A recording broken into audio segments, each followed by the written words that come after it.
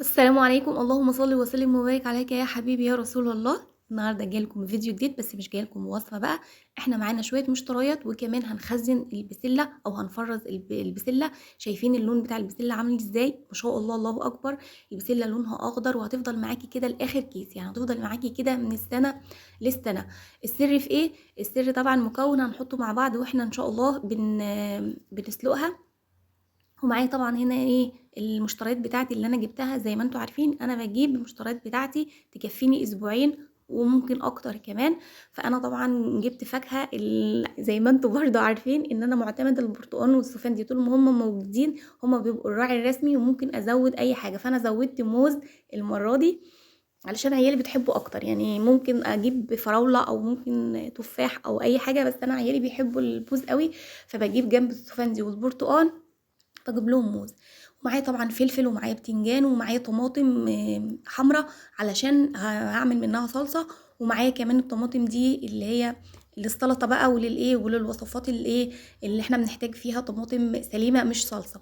ومعايا طبعا بطاطس، جبت نوعين كده من البطاطس اللي هي معين حمرا دي، والبطاطس التانية دي هي متقشرة كده، بتلاقي قلبها اصفر ومش بتاعت صواني ولا حاجة، جميلة جدا.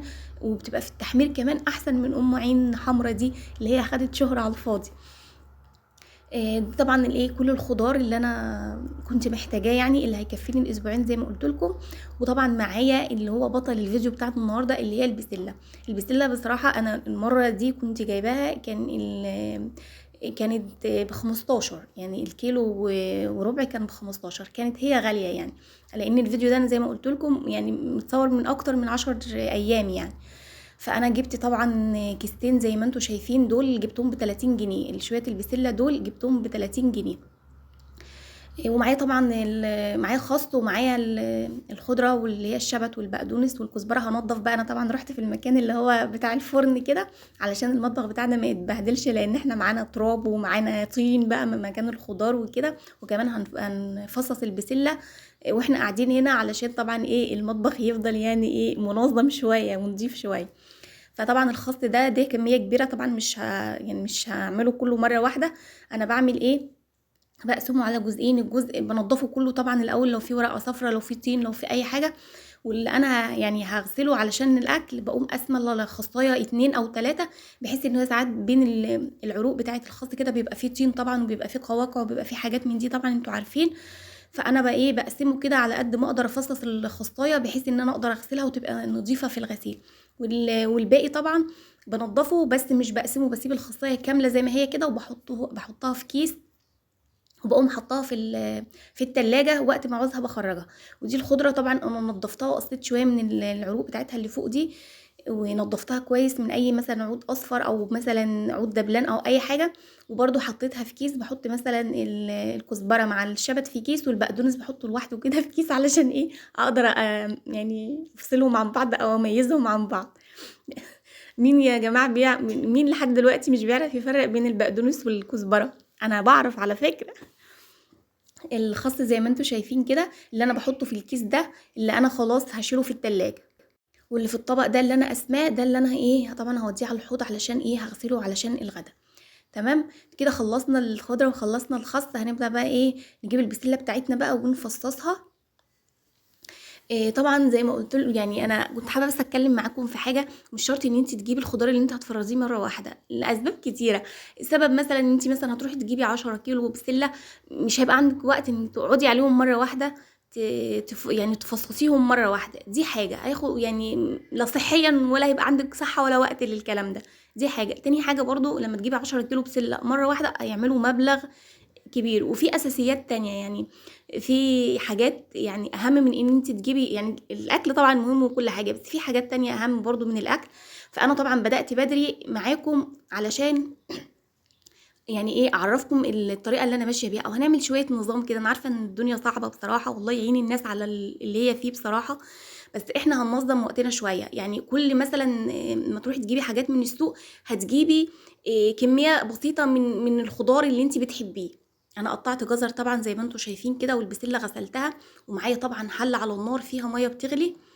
هنضيف بقى المكون اللي هو ايه، اللي هو الكربوناتو او بيكربونات الصوديوم. بصراحه يعني بصوا، يعني هو ده السر في ان الباميه او البسله تفضل باللون الاخضر الجميل اللي انتوا شفتوه معايا في اول الفيديو ده. طبعا اول حاجه هنزل بالجزر، لان الجزر بيبقى يعني ياخد سوا اكتر من البسله وبيبقى ناشف اكتر من البسله. هنزل بالجزر يدوب 3 دقايق، وبعد كده هنزل فوق الجزر بالبسله زي ما انتوا شايفين كده، وبرده هسيبها يعني 3 دقايق بس تغلي. ومش يعني مش هغطي ولا حاجه، انا سبتها كده مكشوفه هتغلي كده، وهقلبها تقليبتين. وبعد كده هقوم جايبه طبق فيه ميه بارده، يعني مش مشكله ميه بتلج، احنا الجو برد والميه كده كده بتنزل من الحنفيه ساقعه يعني. فجبت الطبق ده فيه ميه بارده، وهبدا بقى ايه بالمصفى اللي انتوا شايفينها دي، اخد البسله بقى كده واصفيها، واقوم نازله بالميه علشان اقلل من الايه، من السوى بتاعها، او ابردها بعد ما خرجتها من الميه السخنه. شايفين لونها عامل ازاي؟ بجد اللون جميل جدا يعني. والبسله مش مستويه، انا زي ما قلت لكم يا دوب بس 3 دقايق على النار. شايفين عامله ازاي؟ هروح بقى اصفيها تاني بقى من الميه دي، واحطها تحت الحنفيه برضو واشطفها بميه بارده تاني. شايفين لونها عامل ازاي؟ بصراحة جميلة جدا. هبدأ بقى ايه مرحلة بقى ان انت التكييس في العلب اللي هي طبعا اللي هي العلب الشفافة دي طبعا غالية، يعني العلبة هتبقى ب3 جنيه، ومعرفش بقى في الأسعار ده هتبقى بكام. لو جبت العلبة اللي هي بتاخد نص كيلو دي هتعملها 3 جنيه أو أكتر، مش عارفة بصراحة، أنا ما جبتهاش من زمان. فيا ستي بصي، الأكياس العادية اللي احنا طول عمرنا متعودين عليها، أكياس التلاجة اللي هي نص كيلو دي، وهتحطي فيها وهتبقى جميلة جدا وهتأدي الغرض وكل حاجة، وهتنظميها ومش هتاخد معاكي مكان في الفريزر ولا اي حاجة.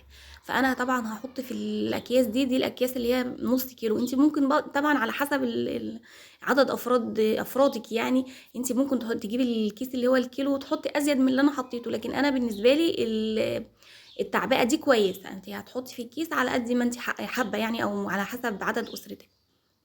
فانا حطيت في الكيس اللي هو نص كيلو ده زي ما انتم شايفين. وطبعا في ناس بتحب تفرزها من غير الجزر، بس انا والله يعني لما تفرزيها بالجزر بتسهل عليكي، انت بتخرجي وبتطبخي على طول، واحيانا ساعات مش بنلاقي جزرايه يعني.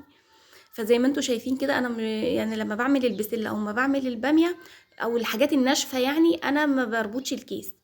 انا بربط الكيس امتى؟ لما يكون عصير او طماطم عاملاها في الخلاط كده من غير صلصه، ببدا اربط الكيس، لان دي سوائل ممكن يحصل اي حاجه وان الكيس يسرب وكده. لكن في الحاجات دي انا بعمل ايه؟ زي ما انتم شايفين كده، انا طويت الكيس بقى الجنب الكيس الفاضي، ومعايا ده اللي هو اللزق الابيض العادي. هبدا بقى ايه الزق الكيس من الجنب اليمين ومن الجنب الشمال كده، احط حته لزقه والزقه وبس كده. بصراحه الطريقه دي جميله جدا، وما بتخلي الحاجه مفروده في قلب الكيس، وكمان بتقدري تحطي الحاجه كلها على بعضها كده، ما تبقاش مكلكعه وما تاخدش معاكي مكان ابدا في الفريزر. وده احسن من العلب، كمان العلب برضو بتاخد حيز وبتاخد مكان. هي كويسه ونظيفه وكل حاجه، بس احنا زي ما قلنا بنحاول نقتصد، مش هنرهق نفسنا. الاكياس هتأدي الغرض بدل العلب. فانا هكمل معاكم بس واقول لكم ان انا زي كل يعني ما بشتري مشتريات بجيب حاجه، هجيب مثلا 2 قلقاس، هجيب مثلا 2 بسله، هجيب مثلا حزمتين سبانخ، هجيب مثلا كيلو فاصوليا اللي هي الخضراء. وهبدأ بقى ايه اجمع لغاية ما ايه ما ان شاء الله نقرب على رمضان. وهعمل كده في كل حاجة، حتى في الشعرية، حتى في المكرونة، حتى في الزيت، حتى في السكر. كل فترة هجيب حاجة كده لغاية ما اجمع الحاجات اللي انا هحتاجها في رمضان، بحيث ان انا اقلل العبء المادي شوية على نفسي في رمضان. مش كل حاجة هجيبها، لان انتوا عارفين ان رمضان بيبقى مصروفه عالي شويه. وكده نكون وصلنا معاكم لنهايه الفيديو. شايفين البسله لونها عامل ازاي؟ زي ما قلت لكم السر في حلقه الكربونات اللي احنا حطيناها في الميه، مش مضره ابدا ولا اي حاجه. فلو الفيديو طبعا عجبكم، يا ريت بقى تشتركوا عندي في القناه وتفعلوا زر الجرس. والسلام عليكم ورحمه الله وبركاته، بحبكم في الله.